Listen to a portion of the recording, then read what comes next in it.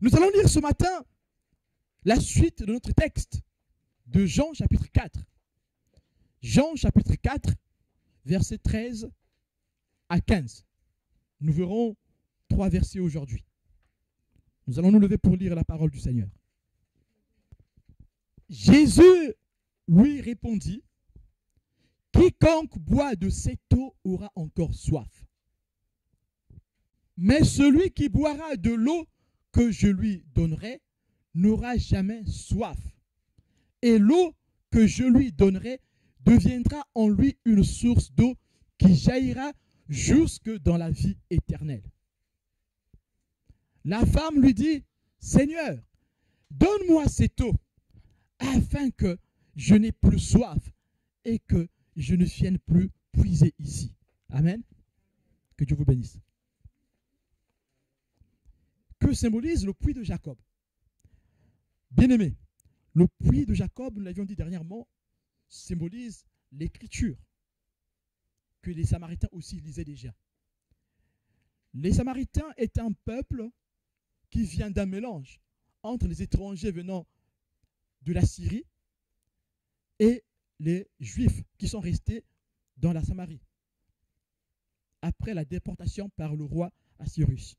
Ce peuple a été déporté à Babylone et le roi a remplacé ce peuple par des étrangers qui venaient d'autres contrées pour venir repeupler la Samarie. Et alors, il y a eu un mélange. Les Juifs qui sont restés dans ces contrées n'étaient plus purs Juifs. Il y a eu un mélange avec les étrangers. Qui dit mélange de peuple, dit aussi mélange de culte. Alors, il y avait du mépris. Les Juifs méprisaient les Samaritains parce que ces derniers avaient mélangé le culte. Leur culture était mélangée avec la culture étrangère. Et les Juifs ne pouvaient plus se mélanger avec les Samaritains. Les Juifs ne pouvaient plus se marier avec les Samaritains. Voilà pourquoi ici, vous allez voir que la femme s'étonne. Comment moi qui suis femme et samaritaine, tu me demandes à boire? Comment tu peux oser m'adresser la parole? Vous nous méprisez. Mais cette femme n'avait pas compris que le juif qui était devant elle n'était pas un juif quelconque. C'est plus tard qu'elle va comprendre que ce juif qui est devant elle, c'est le Fils de Dieu. Et elle-même, elle va le proclamer. Bien-aimé, que symbolise ce puits? Et pourtant, quand nous revenons dans ce texte, nous voyons que cette femme se déclare fille d'Abraham. Cette femme déclare que mon aïeux, c'est Joseph qui est fils d'Abraham. Mais puisqu'il y a eu un mélange, les Juifs les refusent comme étant héritiers d'Abraham. Et il y a un conflit aussi au niveau religieux.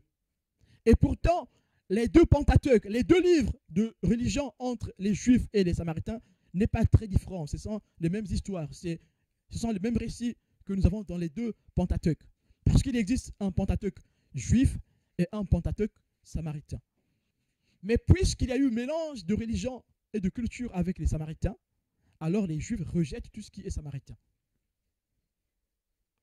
Mais que signifie l'eau du puits des Samaritains? Est-ce que l'eau du puits des Samaritains est différente de l'eau du puits des Juifs? Non, bien-aimés.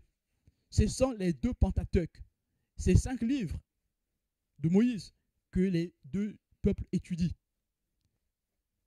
Et ces deux livres parlent de la même chose, de la même personne, de Dieu, de sa puissance, de sa manifestation, de ses lois. Alors ici, la femme samaritaine pouvait boire de l'eau du puits de Jacob. Cette eau ne pouvait pas étancher sa soif. C'est ce que dit le Christ dans le verset 13. Il dit, « Quiconque boit de cette eau aura encore soif. » Alors, c'est quoi cette eau? Cette eau symbolise l'écriture, le Pentateuque, que ce peuple étudie, que ce peuple lit, mais qui ne peut étancher leur soif. La loi ne peut pas étancher la soif. La loi vient nous montrer nos limites. Tu ne voleras pas, tu ne tueras pas. Et puisque ma chair est tentée à contredire Dieu, alors je vais voler.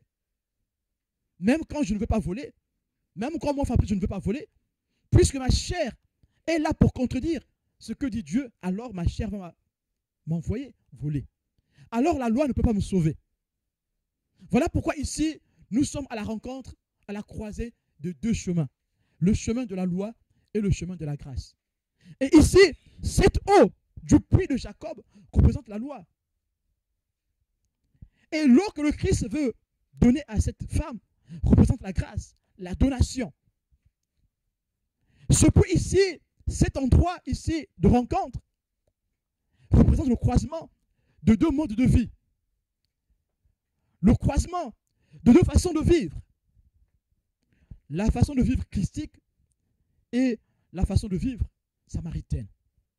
Bien-aimés, les Juifs, les Samaritains pouvaient avoir leur loi, leur Pentateuque, leur Torah, mais leur Torah ne peut pas, jusqu'à aujourd'hui, leur emmener à la grâce. Parce que cette Torah n'est pas écoutée dans sa plénitude. Vous voyez qu'ici, ce puits ici symbolise la loi, l'écriture qui est lue sans la plénitude. Voilà pourquoi le Christ dit, je suis venu non pour abolir la loi, mais pour l'accomplir. Nous avons la plénitude. Nous rentrons dans la plénitude des Écritures quand le Christ vient l'accomplir. Celui qui lit l'Ancien Testament sans la plénitude apportée par le Christ, il ne pourra pas rentrer dans la plénitude des Écritures. Et pourtant, aujourd'hui, nous trouvons grâce dans les Écritures, dans l'Ancien Testament aussi. L'Ancien Testament fait partie de l'Écriture. Le Nouveau Testament fait partie de l'Écriture. Mais quand est-ce que nous trouvons la plénitude des Écritures? Quand est-ce que nous trouvons la plénitude de Dieu dans l'Ancien Testament? C'est quand le Christ vient nous éclairer. Et quand le Christ nous éclaire, le Saint-Esprit vient nous régénérer. Et alors notre intelligence est renouvelée. Puisque notre intelligence est renouvelée, alors nous pouvons rentrer dans la grâce de Dieu. Mais or, la loi ne fait pas mention de la grâce. La justification par la loi ne fait pas mention de la grâce. Il a le devoir et le droit. Et dans cela, nous avons la violence. Mais or, dans la loi, dans le devoir, dans le droit, dans la violence, il n'y a pas la grâce. Tu mérites que ce que tu as semé. Tu ne récoltes que ce que tu as semé. Mais or que la grâce fait quoi? La grâce efface le devoir.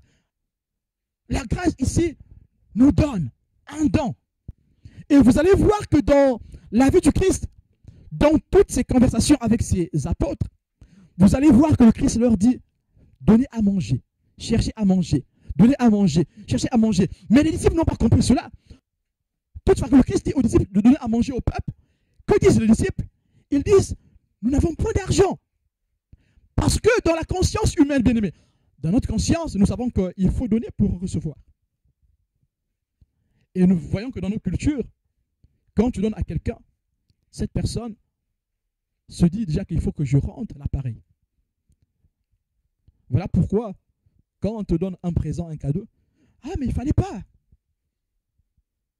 Oui, bien aimé, quand quelqu'un vous le dit, ce n'est pas gratuit, ne pense pas que c'est anodin.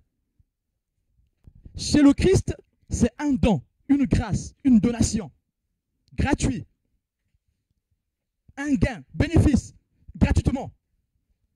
Mais dans la loi, c'est donna-donna, du donna-donna, du donna-donna. Chacun aura sa part. Tu donnes, je donne. Ça, c'est la loi. Tu fais, je fais. Mais sauf que Dieu n'a jamais voulu cela, bien-aimé. Depuis le commencement, Dieu n'a jamais voulu le donna-donna. Dieu a donné la loi aux Israélites pour leur montrer leurs limites. Que vous êtes limités, vous ne pouvez rien. Vous allez voir que la grâce que Dieu donne à Abraham vient par la foi. Hébreux 11 le dit. Abraham fut justifié parce qu'il a cru à la promesse. Pas parce qu'il a fait une œuvre, non. Et aujourd'hui, le Christ dit la même chose ici. Si on repart un peu plus haut, le Christ dit, si tu savais qui je suis, c'est toi qui m'aurais demandé de l'eau.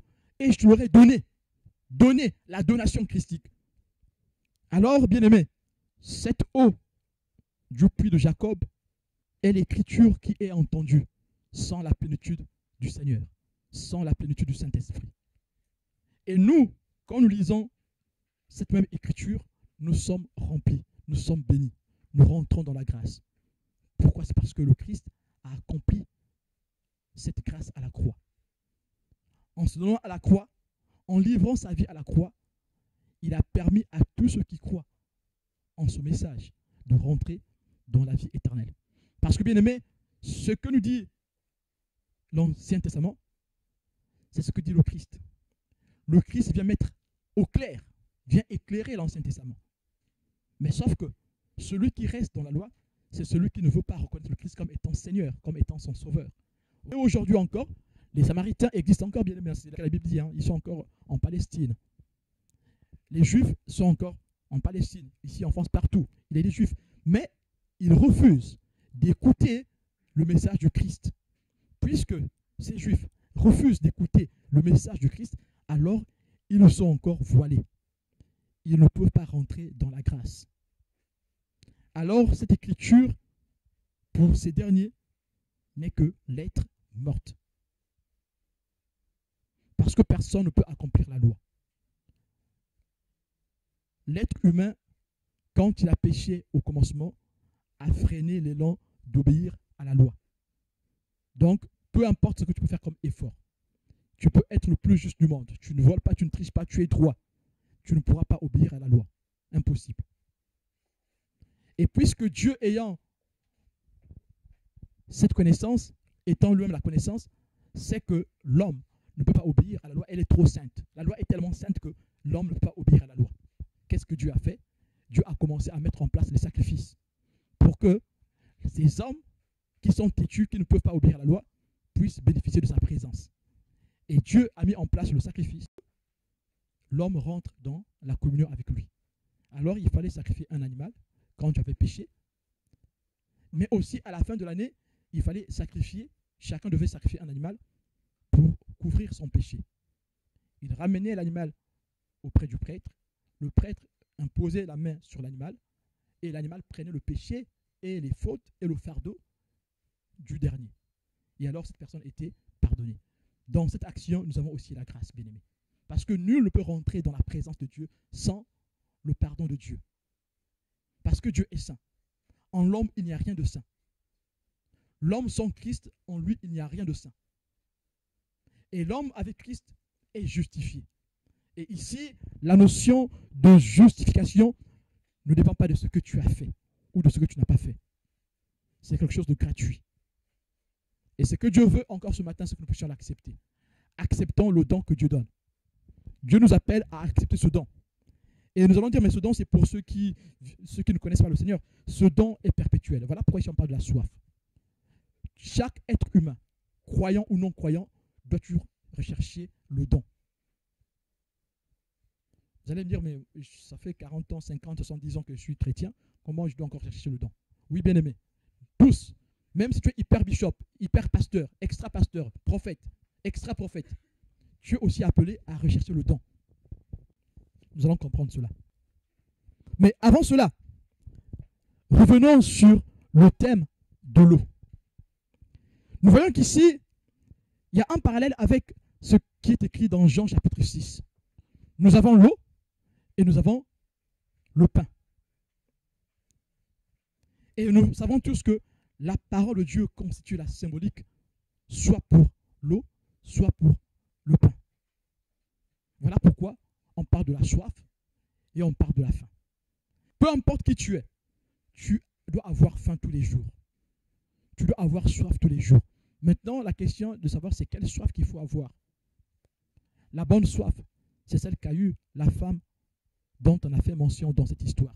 Cette femme qui avait le succès, mais qui était toujours triste. Parce qu'il y a une chose qui manquait dans sa vie. Mais le jour où elle a compris par le chant de miséricorde insondable que Dieu peut tout pardonner, elle a donné toute sa vie. Et alors sa vie était comblée. Et cette chose doit être dans chaque chrétien. Le pain et l'eau, la soif et la faim. Ce sont deux choses qui doivent animer la vie du chrétien. Un chrétien qui n'a plus soif, un chrétien qui n'a plus faim, c'est un chrétien qui va commencer à tendre vers le monde. Un chrétien qui n'a plus soif, un chrétien qui n'a plus faim, c'est un chrétien qui ne va plus beaucoup prier, qui va commencer à baisser dans la prière. Un chrétien doit avoir soif tous les jours. Un chrétien doit avoir faim tous les jours. C'est le rapport ici que Jésus fait dans le livre de Jean, dans l'évangile de Jean. Chapitre 6, il parle de la faim. Il parle de la faim. Et c'est un rapport qui est très important à retenir. Mais dans la littérature sapientiale, si vous lisez les psaumes, l'Ecclésiaste, vous allez voir qu'il y a un rapport qui est fait entre la soif et la plénitude. Ici, dans les textes ici que nous avons lus, nous avons vu que le Christ dit « Quiconque boit de cette eau aura encore soif, mais celui qui boira de l'eau que je lui donnerai n'aura jamais soif. » Nous allons dire, mais le chrétien doit toujours avoir soif. Mais le Christ a dit ici, dans le verset 14, que celui qui boit de mon eau n'aura plus soif. Mais ce que j'ai dit ne contredit pas ce qui est écrit ici. Au contraire. Pourquoi il n'aura plus soif? C'est parce que cette soif qui est en nous est désaltérée par le flux de Dieu qui jaillit en nous. C'est ça, la soif qui s'éteint. Mais qui, dans l'Ancien Testament, est dit en forme de continuité de soif, de toujours rechercher la soif. Une relance dans la soif du chrétien. Nous sommes appelés à être relancés dans la soif. C'est en étant relancés dans la soif que la plénitude de l'Esprit sera en nous. Parce que cette plénitude dont nous parle ici l'Évangile, c'est le Saint-Esprit. Il dit, mais celui qui boira de l'eau que je lui donnerai n'aura jamais soif. Et l'eau que je lui donnerai deviendra en lui une source d'eau qui jaillit jusque dans la vie éternelle. L'eau qui nous est donnée, c'est la parole de Dieu. La parole écoutée dans sa plénitude, puisqu'elle est écoutée dans sa plénitude, alors nous rentrons dans la grâce. Et puisque la grâce est en nous, alors cette eau devient en nous la présence du Saint-Esprit. Elle jaillit en nous, en notre sein. Le Seigneur se forme en nous. Et puisque le Seigneur se forme en nous, en notre sein, le Saint-Esprit prend vie, nous sommes régénérés et nous marchons dans la plénitude du Saint-Esprit. Et toutefois que nous exprimons notre soif, notre faim, notre soif est étanchée de façon continue. Dire ici qu'on n'aura plus soif ne veut pas dire qu'on n'a pas soif. Je ne sais pas si vous comprenez. Sinon, le chrétien est accompli, il n'a plus rien à faire. Non. Dire qu'ici que le chrétien n'aura plus soif, celui qui boit de l'eau du Christ n'aura plus soif, c'est dire qu'il boira continuellement. Nous sommes appelés à boire continuellement à la source. C'est ça la vraie définition.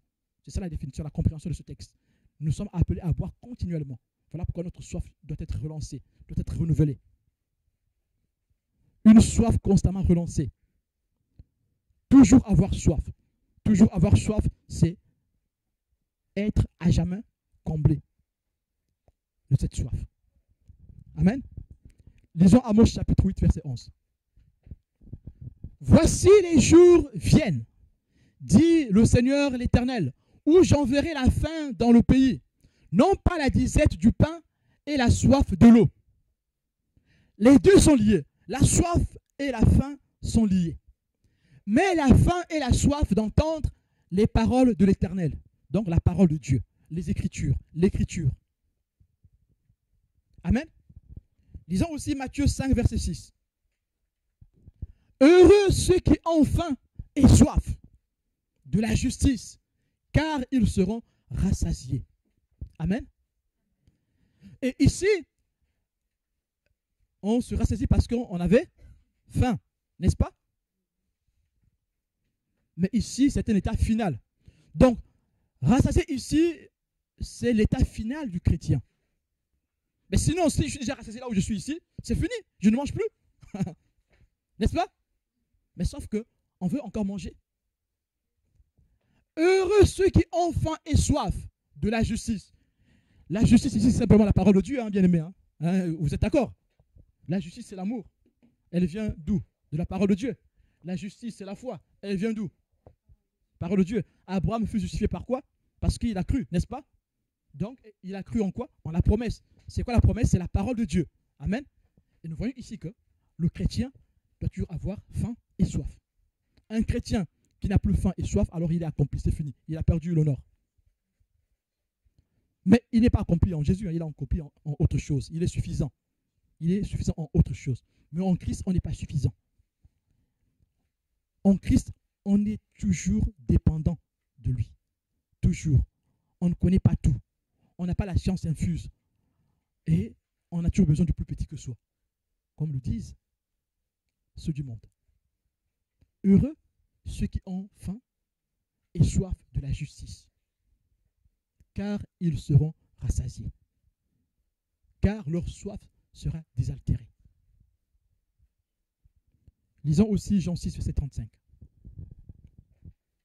Et je vous laisserai lire Apocalypse 22, verset 17 chez vous. Jésus leur dit, je suis le pain de vie. Celui qui vient à moi n'aura jamais faim. Et celui qui croit en moi n'aura jamais soif. Amen. Venir à Christ et croire en Jésus veut simplement dire avoir la soif et la faim. N'est-ce pas? Tu vas vers le pain pour faire quoi? Pour le manger, n'est-ce pas? C'est ça. Hein? Je vais. Bon, aujourd'hui, nous allons acheter du pain pour le mettre à la poubelle après. Du gaspillage. C'est vrai, hein, on achète des baguettes, on les met à la poubelle. Mais en réalité, celui qui connaît l'importance du pain, il va chez le boulanger pour acheter une baguette, c'est pour le manger. Donc celui qui a soif et celui qui a faim, sa soif sera comblée. En fait, sa faim sera comblée et sa soif sera désaltérée. Je suis le pain de vie. Celui qui vient à moi n'aura jamais faim et celui qui croit en moi n'aura jamais soif. Vous pourrez lire chez vous Apocalypse 22, verset 17. Bien-aimés, ici, cette eau devient une source qui jaillit vers la vie éternelle. Cette vie que Dieu donne au travers du don christique. Cette vie est appelée en grec Zoé, qui veut dire la vie éternelle que Dieu donne. Zoé, la vie éternelle qui jaillit dans notre sein, qui symbolise le Saint-Esprit qui est donné aux chrétiens comme étant un gage, le gage de la vie éternelle. Le Saint-Esprit en notre sein représente les prémices de la vie éternelle, les prémices, l'avant-goût de la vie éternelle. Amen. Parce que l'Esprit de Dieu sera avec nous jusque dans l'éternité. Voilà pourquoi on appelle ça gage. Gage de la vie éternelle. Gage de notre salut. Le salut, c'est la vie éternelle. Amen. Mais le Christ dit, l'eau que je donnerai étanchera ta soif. L'eau ici est donnée. L'eau n'est pas achetée. L'eau n'est pas vendue. Le Christ donne l'eau. Il s'agit ici du don. Le don de l'eau. Mais bien aimé, nous avons vu que l'eau que boit cette femme, ce n'est pas une eau banale. L'eau de la femme samaritaine, c'est une eau identitaire. Cette femme s'identifie par cette eau. Elle dit que c'est le puits de mon ancêtre Jacob. Il est grand, Jacob. Mais sauf que Jacob n'est pas ressuscité. Vous voyez, là nous avons une différence. Il est grand, Jacob. Penses-tu être plus grand que notre grand Jacob? Mais qui dit grand dit ressuscité. Mais sauf que Jacob n'est pas ressuscité. Le Christ est grand. Lui, il est ressuscité. Être grand, c'est être ressuscité. Le plus grand, c'est celui qui est ressuscité. On a étudié ça la semaine dernière, donc je ne reviens plus dessus. Mais juste pour dire que cette eau que boit cette femme n'est pas une eau banale. C'est une eau identitaire. C'est une eau nourrissante. Oui, cette eau est nourrissante. C'est la loi. Elle est sainte, la loi. Paul le décrit dans Romains 7 et Romains 8. Il parle de la loi, de la grâce, de la loi. Mais cette eau est nourrissante. Paul dit que cette eau est nourrissante. Paul dit que cette eau est sainte. La loi est sainte. Mais sauf qu'elle est trop sainte pour moi qui ne suis que pécheur. Sans la grâce, je ne peux rien faire du tout. Alors, cette loi qui est sainte m'attire vers le péché. Attire ma chair vers le péché. Et Paul le dit. J'ai convoité parce que j'ai entendu que tu ne convoiteras pas. Le bien que je veux faire, je ne le fais pas. Le mal que je ne veux pas faire, je le fais. Misérable que je suis, qui me délivrerait de ce corps? La loi est tellement forte, elle est tellement sainte, que ma nature humaine ne peut pas supporter la loi. Alors, bien-aimés, sortons de la loi. Et le Seigneur nous dit encore ce matin, sortons de la loi. Donnons nos vies à Christ totalement. Et laissons le Seigneur prendre vie en nous. Que sa grâce se manifeste en nous. Et celui en qui la grâce de Dieu se manifeste ne fera plus des efforts qui sont naturels ou humains. Quand il fera une chose, il fera par amour. Et il se confiera au Seigneur. Il n'aura plus à compter sur lui. Bien-aimé, ne comptons plus sur nous. Tu es découragé tout le temps, c'est parce que tu comptes sur toi. Tu as fait tes calculs. Tu as fait tes calculs et ce sont des calculs humains. Et ça ne marche pas toujours. Mais Dieu nous appelle à faire quoi? À compter sur le Christ. Compter sur le Christ, c'est accepter la grâce. Alors, nous prenons le don. Rentre dans le don. Dieu nous appelle à rentrer dans le don ce matin. L'eau de la loi, c'est compter. Tu comptes, je compte. J'ai fait ceci, j'ai fait cela, alors j'aurai ceci. L'eau christique, l'eau de la donation du Christ, c'est la grâce. Je ne compte pas. Je vis. Je lui fais confiance. Il tient ma main. Nos parents nous ont tenu la main. On leur faisait confiance. On ne comptait pas sur ce que nous avions. De toute façon, on ne sait pas ce qu'on a quand on a 3 ans. Mais on compte sur nos parents. On leur fait confiance. L'eau de la grâce. L'eau est donnée gratuitement. Lisons Isaïe chapitre 55, verset 1. Vous tous qui avez soif, venez aux eaux, même celui qui n'a pas d'argent. Venez acheter et manger. Venez acheter du vin et du lait, sans argent, sans rien payer. Oui, c'est la donation, c'est de ça que le Christ nous parle ici, le don. L'eau que je lui donnerai, le don. Prenons gratuitement. Dieu nous donne gratuitement. Accepte seulement. Tends seulement la main. Bien-aimé, c'est du don qu'il est question ici. Le don. Le don de Dieu. L'eau est donnée. Le Christ s'est donné. Il se donne encore aujourd'hui. Accepte-le. L'eau que je donnerai. Les gens veulent toujours acheter. Tu proposes le pardon à quelqu'un, il va refuser. Je te pardonne, il refuse. Dieu peut te pardonner, il refuse. Il veut que tu lui demandes 1 million. Mais comment Dieu peut pardonner sans rien donner? J'ai été meurtrier, j'ai fait des choses horribles. Tu ne mérites pas. Mais Jésus-Christ l'a fait pour toi. Tu peux prendre gratuitement. Prends. Arrête de te culpabiliser. Prends ce que Dieu donne. Gratuitement. Il s'agit du don. Ceux qui ne sont pas renouvelés dans leur esprit veulent acheter. Les disciples, ils n'étaient pas encore renouvelés. Ils voulaient toutefois acheter quand le Christ leur disait de donner le pain. Ils voulaient toujours acheter. Ce que nous avons aujourd'hui dans la caisse ne nous permet pas d'acheter du pain pour tout ce monde. Le Christ dit, donnez-leur vous-même à manger. Donnez. Le pain est donné. Le lait est donné. L'eau est donnée. Acceptons le don. Arrêtons d'acheter. Acheter, c'est la loi. Mais avec le Christ, tu ne donnes rien. Il te donne. Peu importe qui tu es. Même si tu étais le plus méchant du monde. Si tu acceptes de prendre, il te donne. Si tu demandes, il donne. Voilà pourquoi ici, bien aimé, le don a une très grande efficacité. Satan tremble devant le don. Satan a été vaincu par le don. Parce que le don est difficile à cerner. Quand tu n'as pas reçu le don, la grâce, c'est compliqué ce que je viens de dire, mais c'est vrai. Quand tu n'as pas reçu la grâce, tu ne pourras pas cerner le don. Cette femme ici accepte le don parce qu'il a compris. Le Christ lui a révélé le don. Qui était le don?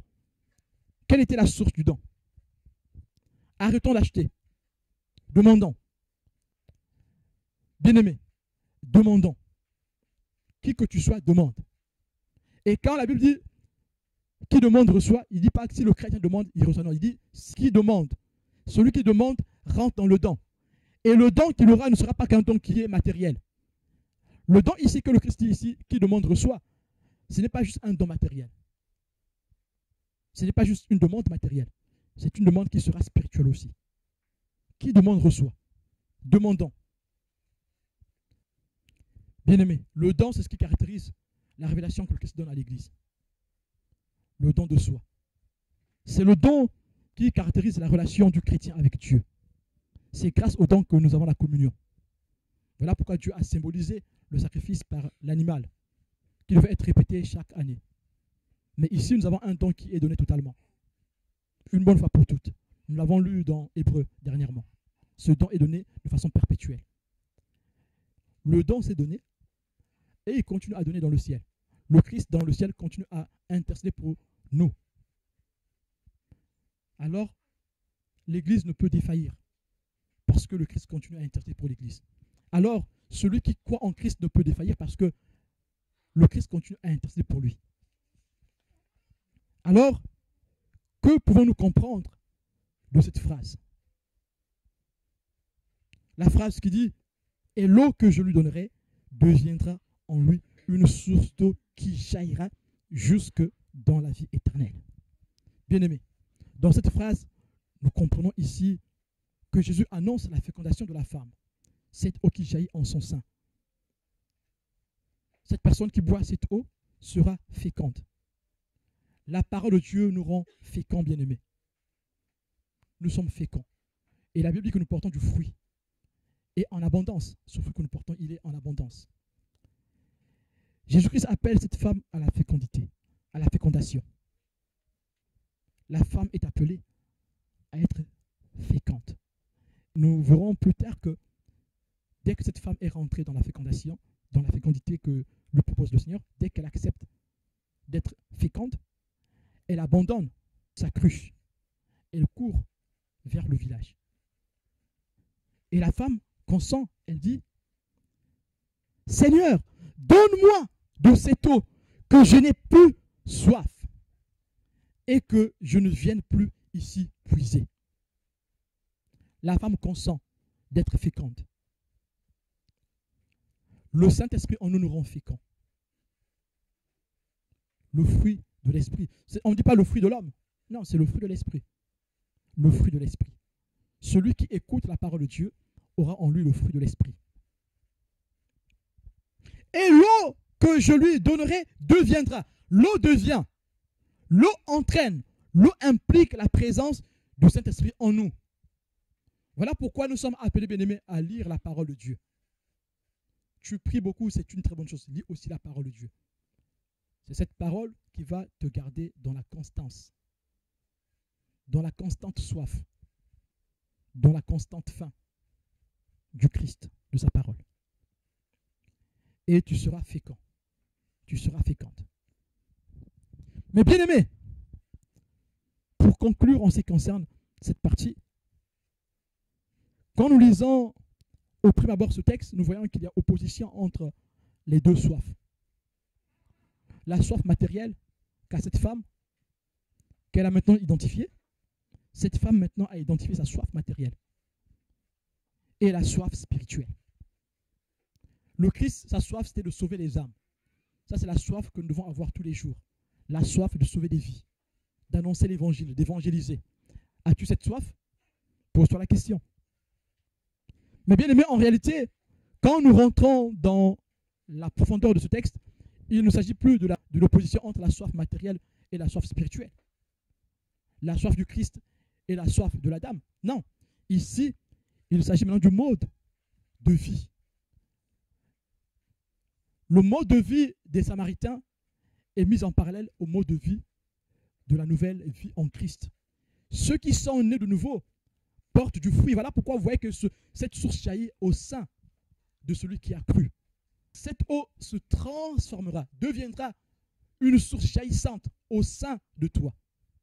Ça veut dire que tu porteras du fruit. le mode de vie va changer.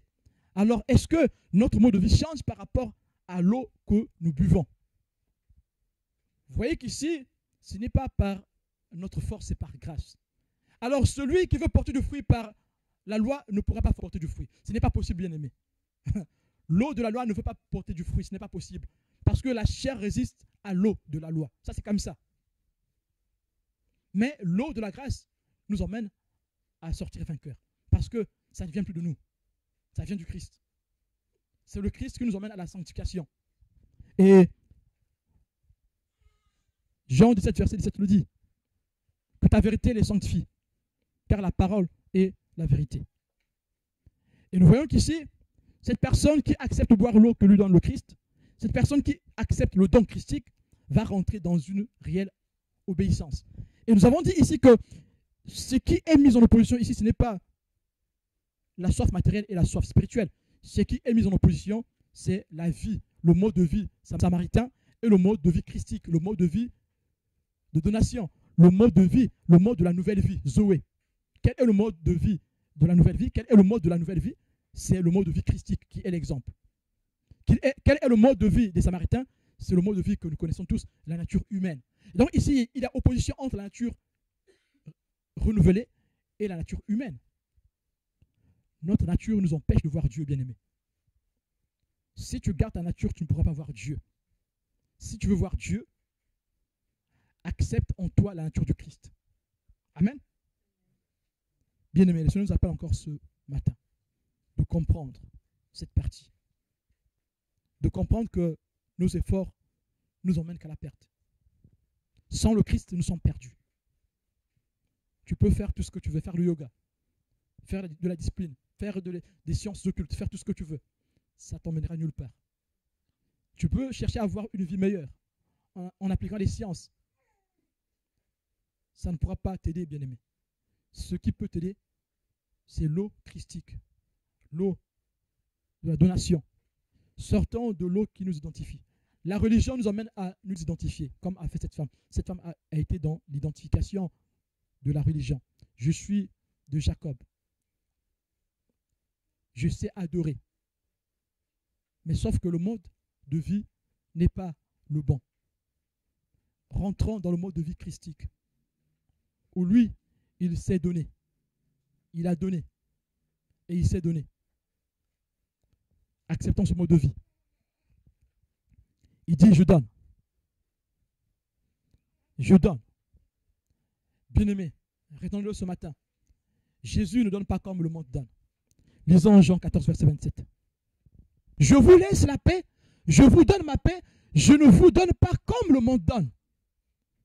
Que votre cœur ne se trouble point, ne s'alarme point. Je vous donne ma paix. Dans le don christique, dans la donation de Jésus, dans la grâce que fait Jésus, nous recevons la paix. Mais cette paix n'est pas donnée comme le monde donne. Parce que le monde aussi peut donner quelque chose. Mais ce que donne le monde est éphémère. Le monde ne donne pas comme le Christ donne. Quand le Christ donne, le Christ prépare celui qui reçoit. Il te prépare, le Christ nous prépare et nous recevons. Bien-aimé, mais seulement il faut demander. Il faut juste demander. C'est le seul mot que Dieu nous dit ce matin. Demandons. Demandez et vous recevrez. Nous connaissons tous cette parole. Demandez et vous recevrez. Jean 16, 24. Demandez et vous recevrez. Nous sommes appelés à demander. Demander nous entraîne au don. Demander introduit le don. Demander introduit le don. Demande. Peu importe qui tu es, demande. Amen. Nous allons prier le Seigneur.